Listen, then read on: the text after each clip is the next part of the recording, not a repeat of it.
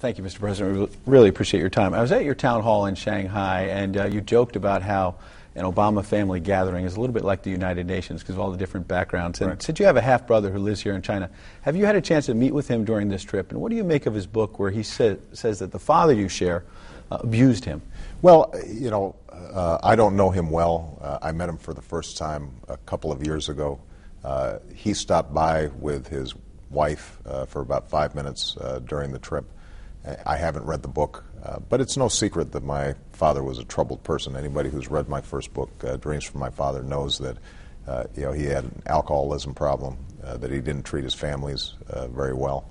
And, so obviously it's a sad part of my history and my background, but it's not something that I spend a lot of time brooding over. Well, since the last time we interviewed you, you've won the Nobel Peace Prize, and by the end of this week, you will have visited 20 countries as president, the most of any U.S. president in his first year. What have you accomplished? Well, a couple of key things.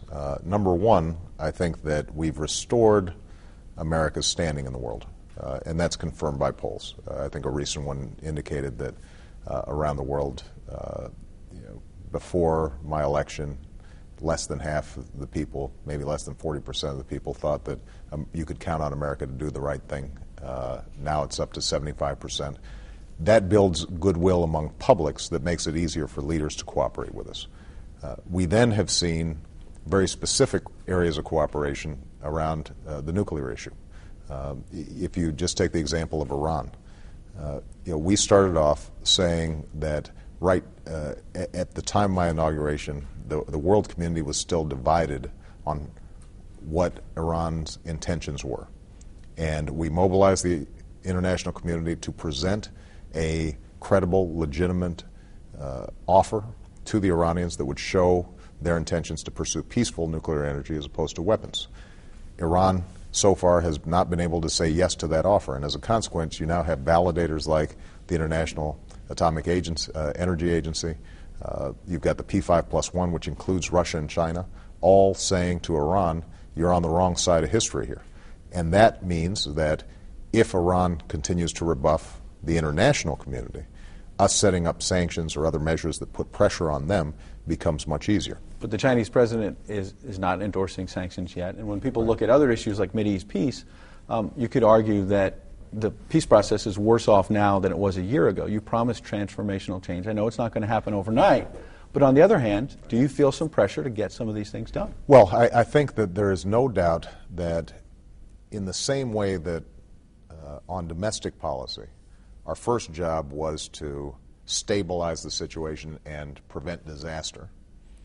On the international stage, our first job was to stabilize the situation to allow us to move forward. A lot of our initiatives have not yet borne fruit, but we knew that something like Iran's nuclear program wasn't going to be solved in a year. The question is, are we moving in the right direction? And I think there's no doubt that we are. Well, we have been in Asia. Your Attorney General decided that there were going to be civil prosecutions of the 9/11 mastermind, other terror suspects. Did you sign off on that?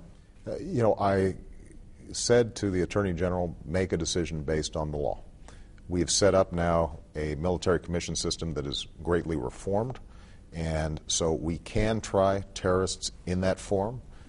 But I also have great confidence in our Article 3 courts, the courts that have tried hundreds of terrorist suspects who are imprisoned right now in the United States.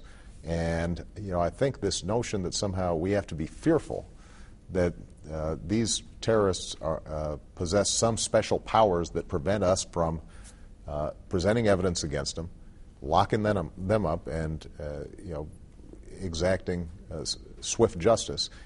I think that has been a fundamental mistake. So that was his decision, but you'll take responsibility if it goes wrong? I always have to take responsibility. That's my job. Now, on Afghanistan, have you made a decision on troop levels in your own mind? And when we hear that you don't want the U.S. to be in Afghanistan forever, obviously, do you think you'll be able to get most U.S. troops home by the end of your presidency, or will this be something you hand off to the next president, just as you were handed off Iraq and Afghanistan? My preference would be not to hand off anything to the next president. One of the things I'd like is the next president to be able to come in and say, I've got a clean slate, and I can put my vision forward that I presented to the American people. We are very close to a decision. I will announce that decision certainly in the next several weeks. The pieces involved, number one, making sure that the American people understand we do have a vital interest in making sure that al-Qaeda cannot attack us and that they can't use Afghanistan as a safe haven.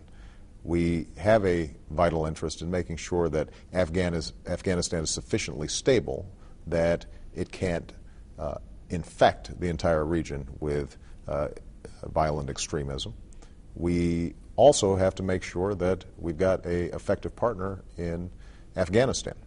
And that's something that we are examining very closely and presenting some very clear benchmarks for the Afghan government. We have to make sure that we are training sufficient Afghan troops so that they can ultimately secure their own country. Do you trust President Karzai? You know, I think that President Karzai has served his country in important ways. If you think about when he first came in, there may not have been another figure who could have held that country together. He has some strengths, but he's got some weaknesses. And I'm less concerned about any individual than I am with a government as a whole that is having difficulty providing basic services to its people in a way that confers legitimacy on them. So these are all factors that have gone into the decision making. I am very confident that when I announce the decision, the American people will have a lot of clarity about what we're doing, how we're going to succeed, how much this thing is going to cost, what kind of burden does this place on our young men and women in uniform, and most importantly, what's the end game on this thing, which I think is something that, unless you impose that kind of discipline, could end up leading to a multi-year occupation that won't serve the interests of the United States. Let's talk about health care and the economy.